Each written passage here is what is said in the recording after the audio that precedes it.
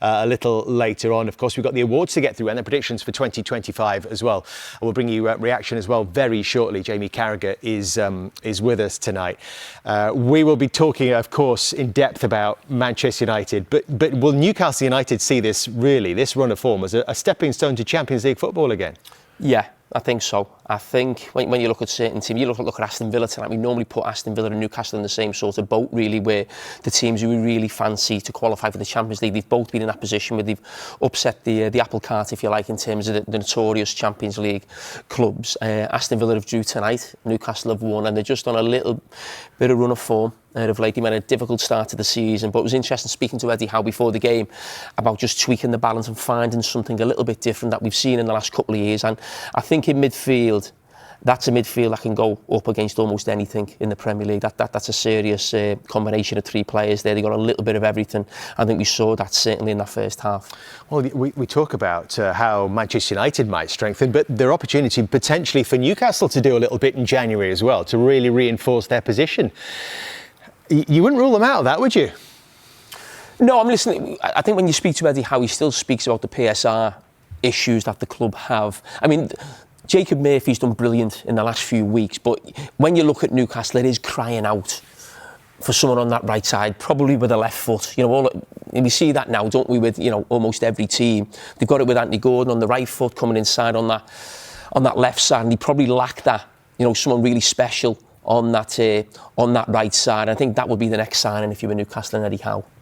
So was it all about the first 30 minutes? As much as Manchester United got it wrong, how Newcastle United got it right in terms of their approach to that first half an hour? We said before the game, Dave, that they'd be on the front foot. You know, we saw how they performed against sort of Ipswich away, with Dan Burn jumping onto one of the 10s and Tonali taking the other one. I didn't think they would take a backward step, and why would you?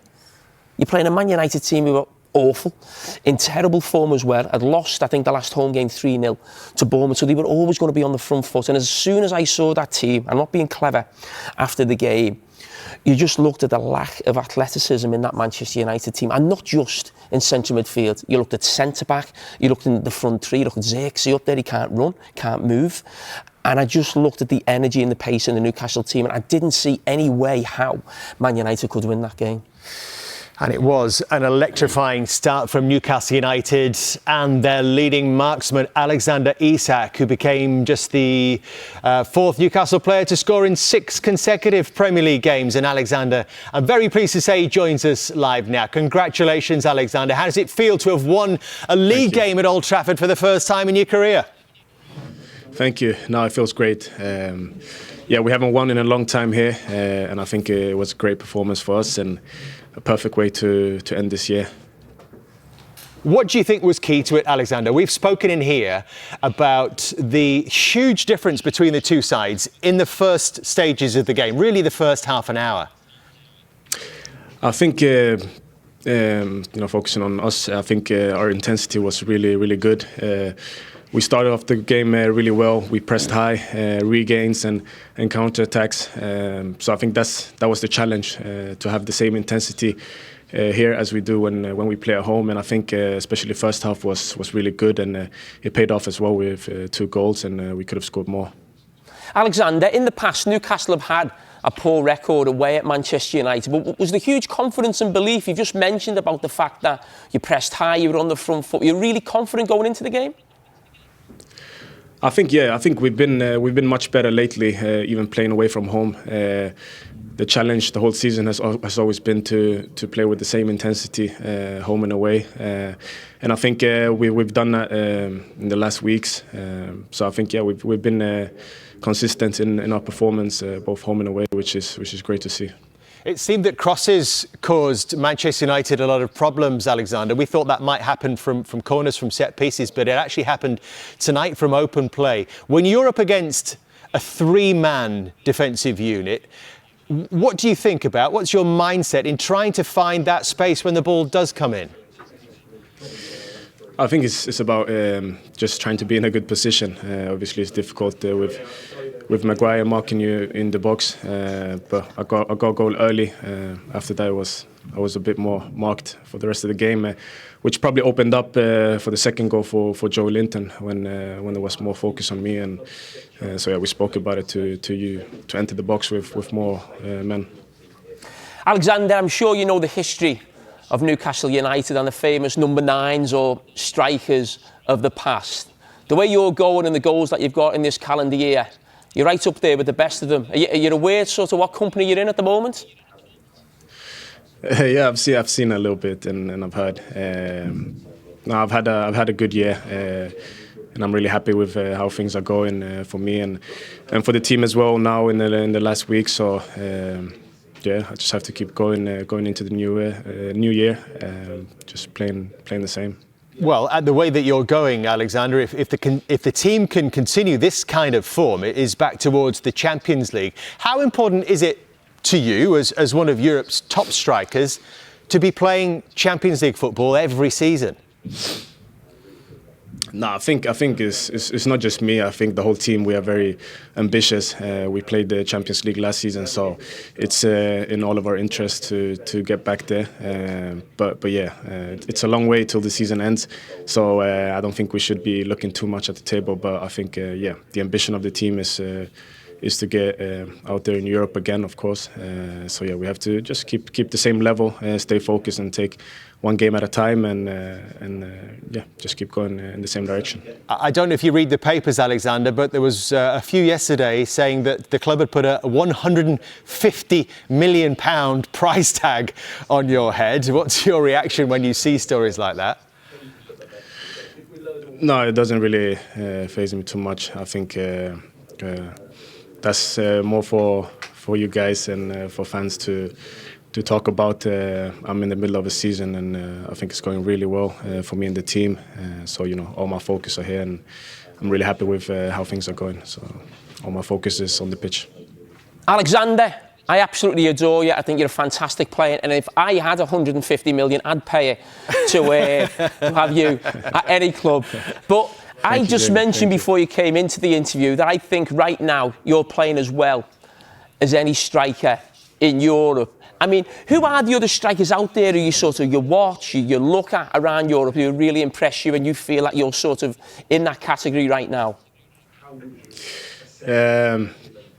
It's difficult to say. I mean, there's many great strikers. I try to watch football and take different things out of different players. I want to be very mobile in my game. I want to be able to do everything. I think, for example, today, scoring headers. I've scored many more this season, which usually isn't my type of game. But I want to be a threat in every part of the game and every part of the pitch. So I look at football and just try to take small things from everything.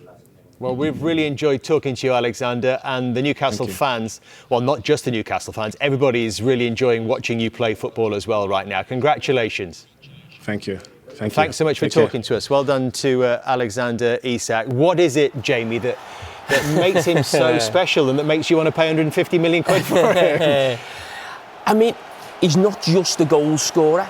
You've seen some of his touches, and I can never forget the first time I saw him play live. I think it was a couple of years ago, maybe 2 or 3 years ago at Anfield. Very early on in the season, he scored a goal. He ran through, and the thing about him is, when he's got a chance to score or he's got a finish, he's one of those strikers you never expect him to miss. You know, he's always got that coolness in front of goal, but I think that was the one he did, wasn't it? Yeah. Which was a strange one. But when he's in possession, sometimes with strikers, they can be a little bit sloppy or a little bit loose in possession. When you see him, he's got the ball in tight. I mean, look at that for a finish. I mean, it was similar to that. Was the type of sort of finish I saw at Anfield the first time I saw him live. He just whipped it into the roof of the net. But it's things like this. You know, when he's on the move, he's moving with the ball. He's not just standing in the box, waiting for the ball. He can play as the target man. He can score goals. He can make runs in behind. I actually think he could almost play as a number 10.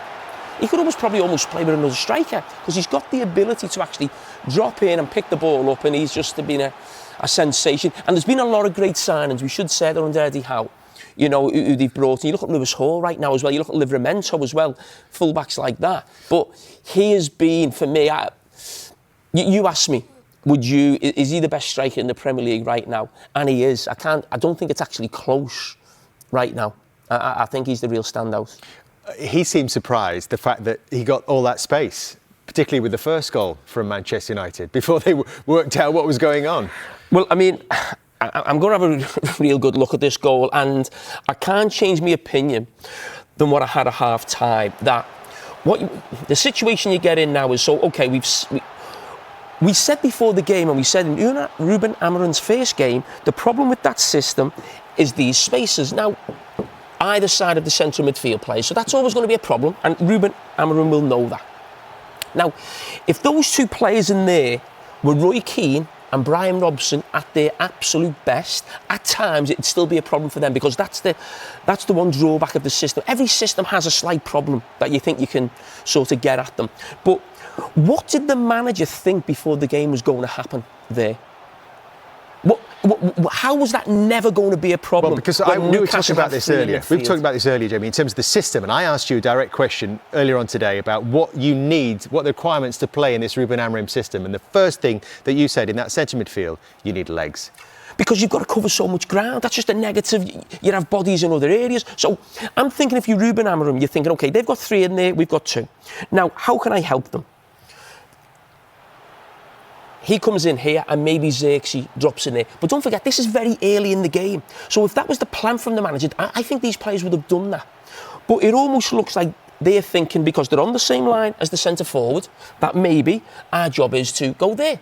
Well, OK, if that's the job of your front 3 or the sort of wide attacking players, well, that means then that these have to jump. Your 2 centre-backs have to come in there. We've seen Dan Burn doing it. Dan Burn, I mean, he's a good centre-back, but, you know, he hasn't got a lot of pace. He's doing a great job for Newcastle. But if you were playing against Dan Burn, you'd think you'd have a great chance at maybe causing a problem at times in behind him. But at least he was brave and being on the front foot. What are these doing? De Ligt, Martinez, a World Cup winner. Be brave, have courage, jump, help your 2 central midfield players. So for me, that is on the manager. I've got no criticism at all with Eriksen or Casemiro. That is the manager's fault. There was no way that plan could have worked in any way, shape or form. Now, we're just running on again now, and I just want to just stop and I just take it back again, and I go back to a little bit of courage. Now, don't forget, De Ligt and Martinez have not got any man to pick up. Just keep an eye on them. Don't watch the ball, just watch them. They're going back. They're going back. So Harry Maguire is actually ahead of them here. They haven't got a player, but they still go back. Looking after themselves, I'll drop off. But you're actually killing your central midfield players in there. So what was the plan from the manager? So for me, this goal is all on the manager and his setup. Yes, we know these players can do better. They're not great. We've criticised them, I don't know for how long, 2 or 3 years, these set of players. And that is unbelievable. That man finds himself in there. Now, I just want to stop it now. Now, we spoke about, again, these players not jumping and not showing courage. So you've basically got a 5v2 there with the 2 central midfield players. I actually felt sorry for them in there. 2 great players of the past. They've had great careers, but there's no way in the world they should be playing for Manchester United. Even if you were playing the narrowest midfield you've ever seen in your life anyway, they still should not be playing in that position for United. But again, the 3 centre-backs, not with anyone. And then the ball comes over. Now, as it comes wide, now, I just want to stop this now. So we just, as it comes in, we just take it back. Now, I want to speak about Maguire and Martinez. So Harry Maguire is in the centre. We can see that. He's there. OK, we can see where he's looking. And what he will be thinking about is, I think it's Jacob Murphy making a run just inside him. Now, I go further back and look at Martinez at the back post. Now, I've been there as a defender. He can't see the ball, OK? And that can happen. And it's a little bit of a panic as a defender. So you're at the back post, the cross is coming in, but you can't see it, OK? So what do you do? Well, what you don't do is do what he does. Now, you're the attacker. The ball's coming in here on that left foot. So if I can't see the ball, I'm behind you. Yeah. I can't see the ball. Yeah. And if I'm going to, what you try and do is you try and cheat and see, maybe I go a bit lower, can I see it? But what you do is you try and see it goal side. You don't try and see the ball goal that side. Yeah. You go this side. Because you step out of position straight away. So at least if I can't see it or the cross is already coming, I'm here and the goal's there. Don't worry, I'm not getting too disappointed with this. I'm enjoying it. But just keep an eye on Martinez, where he looks now. As this ball comes in, stop. So He's now looking this side. You can't look that side. He has to be looking that side. So I've been there as a defender where you can't see the ball and you panic a little bit and you try and see it somewhere. You don't do that because of that. And we see it better from this side again. You see the spaces this happens on. But this shouldn't happen with 3 at the back. I mean, the whole point of playing 3 at the back is at times the ball will come into the box. We've got 3 defenders. They're not even defending 2 strikers. They're defending 1. It was shocking. I mean, it couldn't get any worse, that goal. But as I go back to, a lot of that for me is the setup from the manager. Which impacted the second goal as well, would you say? I mean, before we play this clip, I mean, just look at this. The size of that pitch. Again, I go back to, he thinks he's pressing there. He must do. He's pressing there. And then how is that ever not going to be a problem? In your team meeting before the game, and you're thinking about how you're going to play, how would that not have happened on that pitch tonight?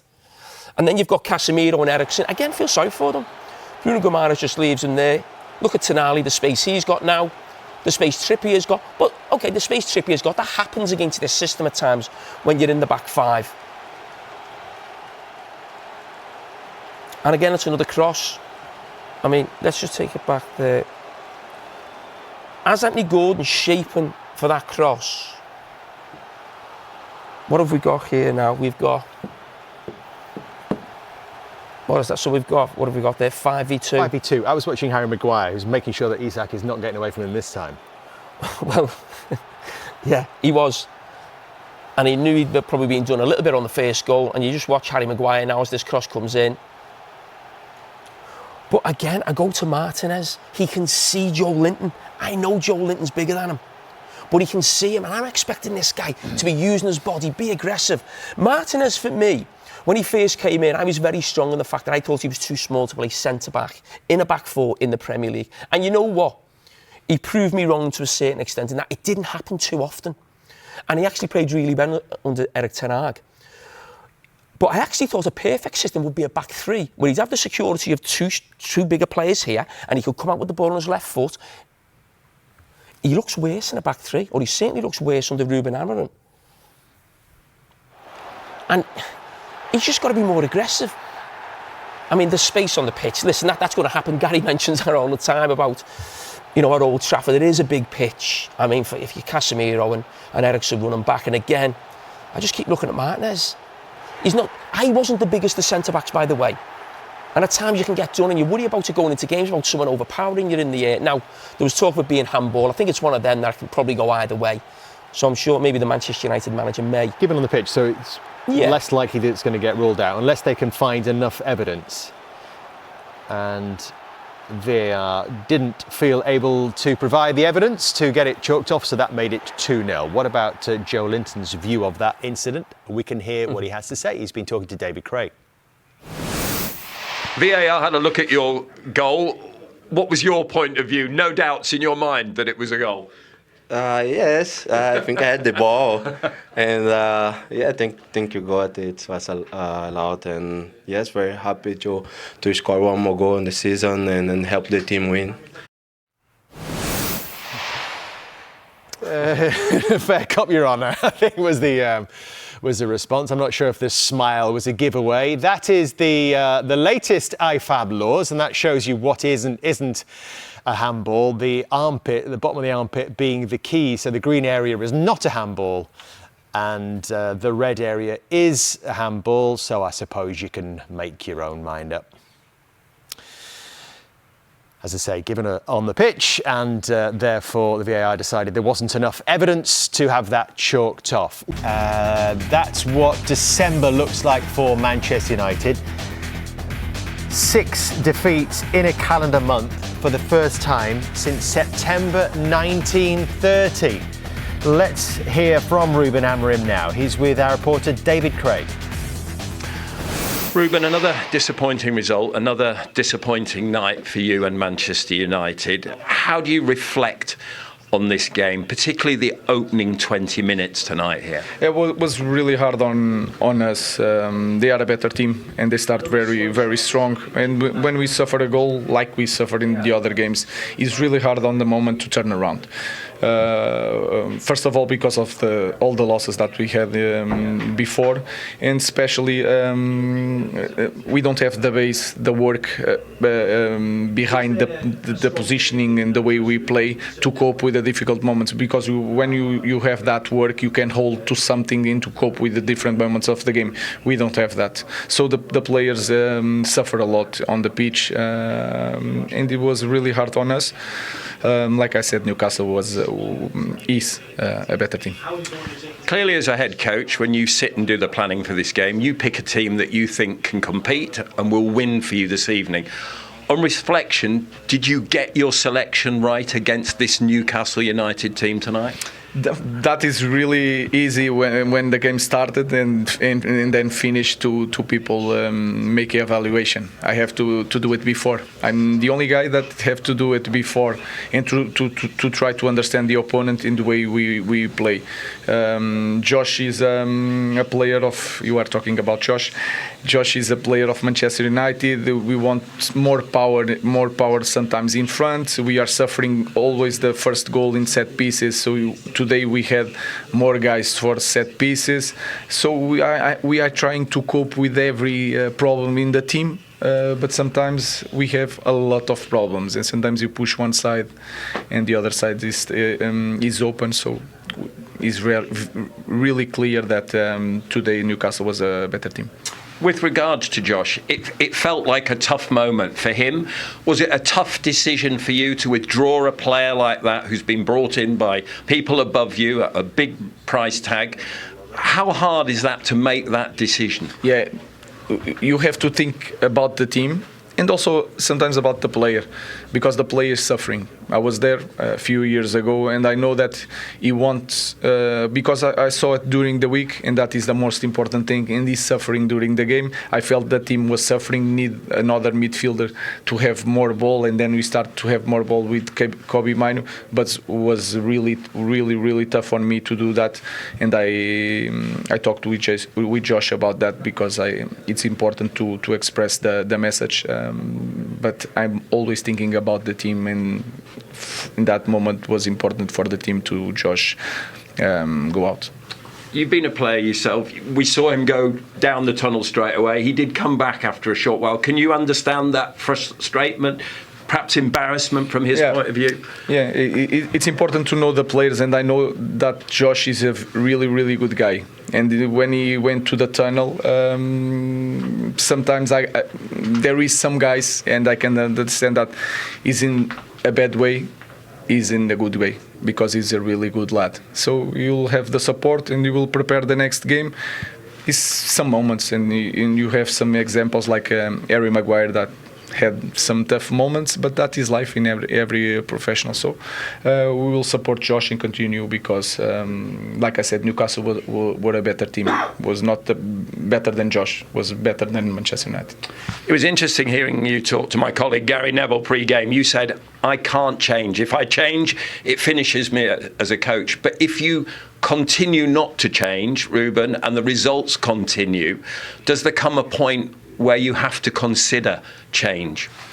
Maybe, or you continue with your idea and they have to change the coach. It's a choice that everybody makes in football. Would you go that far? Would you? Yes, if I feel it's the best thing for the team or for to pass my message, I will go forward easily. Sorry, just so we're being clear there, I'm saying not you would go and leave the club, but you would go that far, you wouldn't sacrifice your principles. You cannot, like I said, you cannot go back. We have to continue to push. Remember, we had like four trainings all together, so that is important. I know what you guys are trying to reach, but it's really clear. I was here because of my idea, and I will continue to do my idea until the end. Do you sense that you're being drawn into a relegation battle, though, just 7 points above the bottom three? That is really clear, and we have to fight. It's a really difficult moment, one of more difficult moments in the history of Manchester United, and we have to address it with honesty. And to be clear with that, we have to fight next game. But whatever happens, no change in tactics. In every game I change something tactical. So you focus on the three defenders, you can focus on that. I change for every game, and you can see it. And you believe that this will get you out and this will bear results? Yeah. If I didn't believe, I will change, because I'm not stubborn. I believe in something, and I'm really stick on that. Ruben, thank you for your time. Thank you very much. Well, there you go. Ruben Amorim is not for changing, as he said to Gary before the game, and Gary rejoins us now. What did you make of that interview, Gary? Yeah, I mean, he was pushed hard there, wasn't he? And absolutely resolute that he won't change, but he must be suffering deep inside. I'm worried as well. I mean, it is really grim. That first half an hour tonight was hard to watch as a United fan. I think that the thing is, I think we knew a lot of what we actually saw on the pitch was going to happen. I mean, Casemiro and Eriksen in midfield. Jamie Carragher had done a piece in the studio about Mazraoui and Dalot playing wing backs and being more defensive, and that wouldn't lead to goals, which is exactly what happened. I asked Ruben Amorim before the game at the idea of Xerxes in that sort of left pocket. That's not a left pocket that you stay in. That's a left pocket that means that you have to go and pick up the right back for Newcastle when he goes forward. That's a left pocket that means you have to make runs through. So it's not really, and when he said that he wasn't really a number 9, and that's where he saw him playing, I was surprised. I didn't see any balance in the team selection. So I think that whilst I was a little nervous about Manchester United doing well in this game tonight, before I saw the team sheet, once I saw the team sheet, I was pretty sure that it would be a struggle, and I think a lot of what we saw, we expected. It was a grim night. Do you think Eriksen and Casemiro can start together in midfield again, Gary? No. I mean, look, they may have to if there's lots of injuries, but look, we've all been there. You know, we've all been there as football players where you get into your 30s and the last thing you want in your 30s is another player alongside you in your 30s. You know, if I was right back playing for Manchester United at the age of 33, I didn't want a 33-year-old right-sided winger in front of me. I wanted someone who was massively energetic, youthful, quick, to compensate for the things that I don't have anymore. And the last thing that Eriksen wants to see alongside him is someone that's basically got a lack of energy. He wants to see someone who can compensate for the things that he doesn't have, and vice versa with Casemiro. It's not that they're not being great players. It's not that they still can't function in a team in some way. There are players that play for other clubs at the very top who haven't got legs, but they've got people around them who can basically cover for the fact they haven't got legs. They can't play them both together as a two in midfield with those massive gaps that exist. And Old Trafford always feels very big to cover the ground anyway. Gary, we've been very critical of Manchester United in probably the last 18 months under Erik ten Hag and how open they were and conceding sort of 20, 30 shots a game. Are Manchester United actually worse right now under Ruben Amorim with the 3-4-3 system? I mean, there's no doubt it's deteriorated performances and results in this last few weeks. They're finding it very difficult, some of the players, with the system. They're finding it very difficult with the confidence. And the concern is that they're getting dragged into a fight down there near the bottom. But they are at this moment in time. You keep thinking they're going to hit a low point. I mean, I sent through that team this morning of Ole Gunnar Solskjaer's last game in charge. And you think that, you know, they're playing against Watford a few years ago, and you're thinking that Manchester United team, to be fair, is not good enough. We all accepted at the time it wasn't good enough. But that was David De Gea in net, who's a better goalkeeper than the one that Manchester United have currently got. It was Lindelof, Maguire, Wan-Bissaka and Shaw, which is a better defensive line than the one that Manchester United have currently got. It was Matic and McTominay in midfield, which is not brilliant, but it's better than Casemiro and Eriksen. And it was Sancho, Rashford, Bruno and Ronaldo up front, which is a better forward line than the one that's currently there. So that's the concerning thing. When you feel that you've got to a point whereby the team can't get any worse, and then you get further investment into the sort of the tune of 450, 500 million, and you see that this current team that's played today and at Wolves, I think that they've got a lot to do, and that is being very, very kind, because I don't think this group of players that are playing at this moment in time are of the quality that the ones that Ten Hag has had, Ole's had, Jose Mourinho's had, or Louis van Gaal. They weren't good enough for Manchester United in those periods, but they were better teams and better squads than the one that currently is in this club. Well, Gary, the criticism of Manchester United from yourself, as you know Manchester United better than any of us, was that those managers did not have people above them, a sporting director, a structure in the club. We've now had that at Manchester United probably the last 12 months, and it's actually gone worse. I mean, how do you explain that? Yeah, I don't think it's been for 12 months. I mean, there's no doubt the Dan Ashworth situation has gone badly wrong. I mean, I like Dan a lot. He's brought in, he's someone who's very stable, very calm, has actually, to be fair, helped mould this current sort of Newcastle project that we're seeing before our eyes. Obviously, Eddie Howe was there before, but the type of signings that they made when the Saudi Arabian owners came in, we all expected it to be a bit of an extravaganza and sort of splashing the cash, but they've signed some very solid characters. So I was quite enthused when Dan Ashworth came into the club that there would be someone there to say no, that would know not to waste money. Obviously, then you have Jason Wilcox, who's highly thought of, Omar Barada, who was well thought of at Manchester City. You know, they've only been in, to be fair to them, 5 or 6 months. Obviously, Dan Ashworth's now gone, which is, like I say, that's gone badly wrong. But it's only been 5 or 6 months, and it's obviously, I mean, they'll be thinking it's going backwards to go forwards. They're obviously making huge changes on the pitch, they're making huge changes in the football department, they're making huge changes off the pitch as well. And there is some real pain, and there are some real unpopular decisions that are being made, some of which I don't agree with myself at all. But the reality of it is, decisions are being made. I mean, for about 8 years, there was nothing happening. There was one guy there at the top that was, to be fair, being sort of supported by the Glazer family, and he just continued to make the same mistake after mistake. At least there are things happening, whether you agree with them or not. But there are, I mean, it's concerning. It can be nothing other than concerning at what's happening at this moment in time, because what's happening on the pitch is really desperate. I mean, that first half an hour tonight, I mean, I know there's been some bad moments in the last 10 years, but that was pretty low. But Gary, given what happened to Dan Ashworth, who you just referenced, so we thought was going to be there for a long time, and then this sort of snap decision seemed to come out of nowhere, and suddenly he was gone. Is there any doubt in your mind that if it did get worse here for Ruben Amorim, and he's talking about it himself, they're in a relegation battle, in his words, if it did get worse, do you think they would stick with him whatever happened this season? I mean, whatever happened, I mean, probably not. But I mean, they're going to support him, aren't they? I mean, their mindset is such now that they're going to dig in, support the manager, get him through maybe a transfer window in January. I'm not sure there's that much money to spend in January because they're on the edge of FFP. But then obviously get to the summer, and there's going to have to be a huge overhaul again. And like you say, I mean, look, I'll throw it back to yourselves. I mean, Carol, where did you have Manchester United? I had them in the top 4, obviously. We're going to get to that in about 10 minutes. Gary, can I just ask you, talk about a January window. If there was a little bit of money they could find, where would you be spending it right now? What is going to help this team in the short term? Definitely the positions that, I mean, look, you could say centre forward, let's get a world-class centre forward, let's get Isak in, but that's never going to happen. I think if you were starting, you'd have to start with the fundamentals of this system, which is the wing-backs. They hold it together.